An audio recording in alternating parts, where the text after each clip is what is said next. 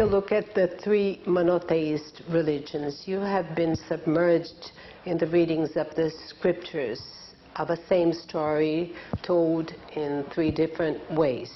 But it was not very clear for me your own view on the three mostly known men in humanity, Moses, Muhammad, and Jesus. Tell us about them. Moses is a mythical figure, invented many centuries after he died. There are probably four authors of what is called the Torah, the Jewish Bible, the Pentateuch, the first five books of the New Testament. Invented. Biblical scholarship suggests at least four authors, contradicting each other, sometimes synthesizing each other. Nobody except the fanatical Orthodox Jews believes that Moses was the author of the Torah, or that God dictated it to him. He's the author, in other words, at second hand. Muhammad, of whom it's also said that he dictated a book at God's, or the Archangel Gabriel's dictation, is not quite so much a figure in mythical legend. There probably was such a person. It seems quite likely there was such a person. That much of what we know about him is legendary. He's on the borderline. Jesus of Nazareth is much more on the borderline. Earlier, between the two. He's more in the world of William Tell, Robin Hood, King Arthur, the legendary figure. Certainly most of what was written about him and what is claimed is written, as with Muhammad, as with Moses, many hundreds of years afterwards, by people who didn't know him, who were themselves very parti pris, as the French say, very partisan. But the effort that they make to make the story come true suggests that there may have been some sort of human individual involved. In each case, it's the desire to fabricate a story that testifies to the strength of the belief. How would you draw Jesus in his lifetime? What's your view? We only have, even at the best, even at the claims of his supporters, written many years later and very discrepant. None of the accounts agree about his birth, his life, his death, or his supposed resurrection. The four Gospels completely contradict each other on all these things. But let's suppose they're trying to do their best. There are a few years around his birth, childhood. Then there are about something like 25 or nearly 30 missing years. And then there's the return somewhere, somehow, apparently of the same person, to roughly the same area, ending in a very horrible death. Or not ending in a very horrible death. For me, raising the question, a very important question, is it true for Christians to say somebody died for my sins when they did not in fact die? Which do they mean? If somebody, I make it as a morally serious point, if somebody throws himself on top of the bomb that would otherwise explode in the schoolroom, he absorbs the explosion, loses his life to save other people, we can respect it. What if he isn't doing that? What if he's doing that and he's going to get up 2 days later and say, I'm unharmed? Doesn't it diminish the admiration one has for the sacrifice? You see what I mean? Christianity leaves all these moral questions entirely unresolved. Coming back to the scriptures, you say that the Old Testament was a nightmare, but the new one was still more cruel. What was horrible about it?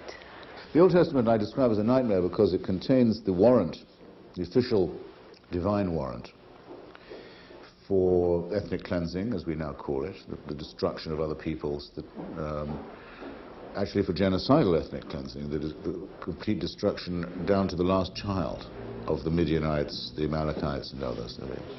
They're to be erased, obliterated, their land taken.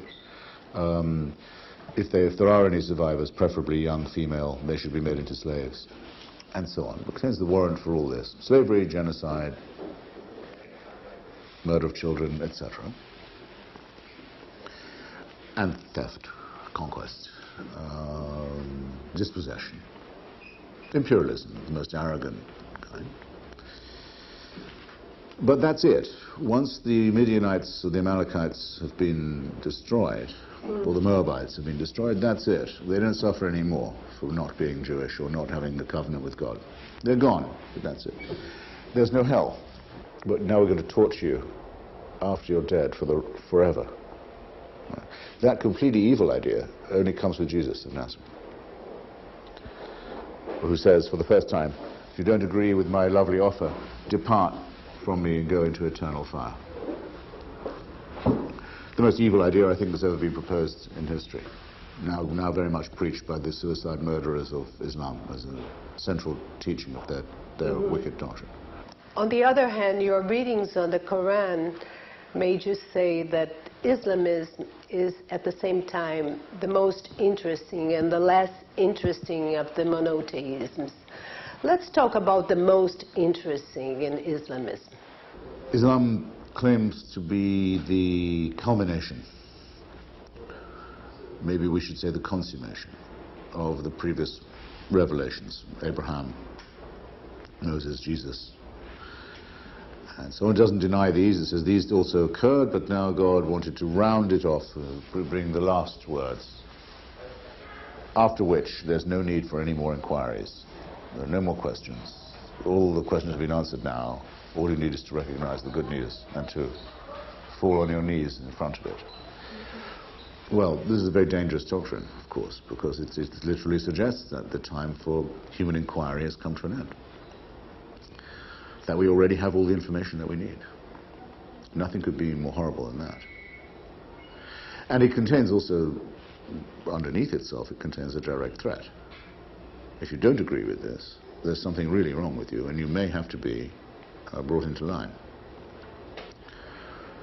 And the measures taken may have to be very severe.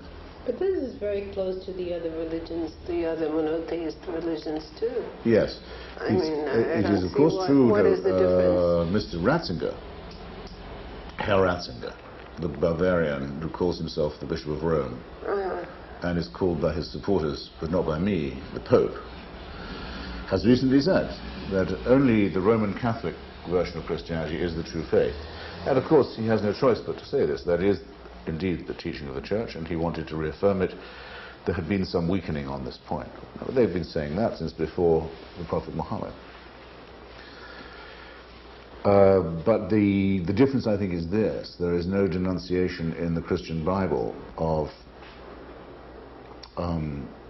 the Muslim teaching, whereas the Muslim teaching says, oh yes, we understand the Christian Bible, we come after it, we're the final, we're the last. It's more analogous to what Christians say, some of them say about the Jews, either that they got everything wrong and that they killed Christ and they're heretics, or sometimes when they're in a good mood, that they got everything right, they invented monotheism, and all they need is to realize that the Messiah has already come. You're not waiting for him, he already arrived. My view as an atheist is that all religions are equally false. They're false in the same way. They prefer faith to reason. There's also a very interesting chapter in your book, the most generous, I would say, where you make the question, do religion make people behave better? And surprisingly, you say yes when you speak about Martin Luther King. No, I say no. I'm sorry. Well, I understood that you have... No, I say that the case for civil rights for African Americans, black Americans, was complete long before Dr. King was born, and had been made by atheists and secularists, black atheists and secularists. You recognize the important role he had that in rhetorically, for someone, the justification for racism and for slavery was Christian, specifically Christian. So that it's very brilliant rhetorically to be able to use the language of Christianity, dialectically, so to say, against itself. But it adds nothing to the proof that racism and slavery are to be condemned morally. To be able to do it in New Testament or Old Testament terms. The case had already been made. It's just a great propaganda victory, a great rhetorical victory.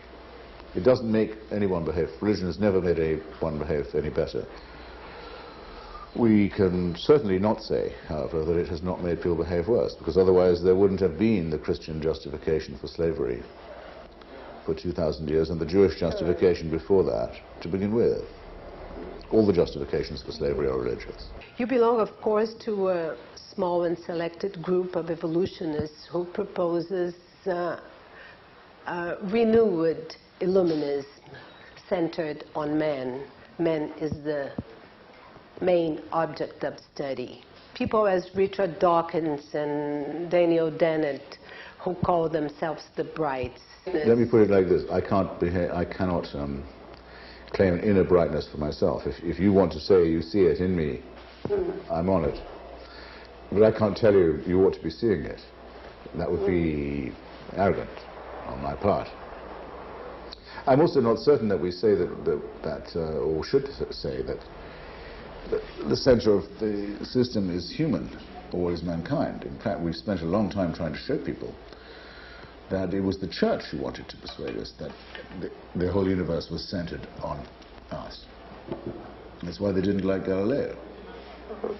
They wanted us to believe that the sun went around the earth, that the whole of the universe was centered on our globe. We tell people to the contrary. We hardly even live in the suburbs, even in the outer suburbs of the known universe. And it's time that we realized how very small our role in this is. And only when we understand our sense of proportion are we likely to be able to think rationally about it. But inner brightness is also a definition of God, and there are others too. For instance, I picked up one from the leftist philosopher Tony Negri, who is not exactly a religious person, and he says that the only possible definition for God is the excess, the superabundance, the joy. Excess or superabundance. What there is a huge... There is not. No, there isn't. There's a huge deficit. We don't use our reason enough. We have faculties of reason and inquiry and skepticism that we neglect. We don't overuse them, we underuse them. It would be a great day if there was a surplus value to this. But there isn't. Anyway, can we believe that humanity is moving forward to this brightness? I don't think we're moving forward at all. Not at all? No. I think at the moment we're moving backward. I think the forces of theocracy are growing faster. All over the place? And with more confidence, yes. And with more violence. With greater numbers than the forces of reason are doing. I think that the period of human enlightenment may look, in retrospect, like a very brief, very small fraction of a second in human evolution, between about 1680 and about now, and maybe about to go into eclipse. Well, thank you very much, Christopher. It was very nice talking to you. Nada. Let's hope for better times. Well.